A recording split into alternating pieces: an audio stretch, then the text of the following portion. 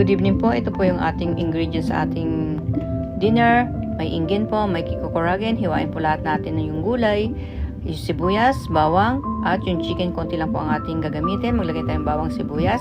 Isabay na rin po natin yung chicken at yung carrots. Sabay na rin po lahat ng kanyang mga gulay. Maglagay po tayo ng 100 ml na tubig.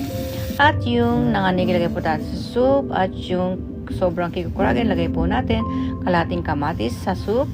At chicken powder, maglagay po tayo isang kutsarang toyo, isang kutsarang oyster sauce, okay na po yan. Maglagay po tayo ng pampalapot sa ating soup, lagay natin yung mitsuba, magbati po tayo ng isang itlog, at saka po natin ibuhos sa ating soup. Ayan, malapit na po siyang maluto, pati po yung gulay, lutong-luto na, pwede na po siyang ihanda.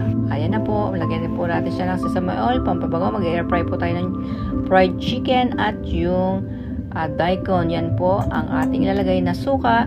Lagyan po tayo ng toyo at yung sili, sesame oil, konting halo. Okay na din po yan.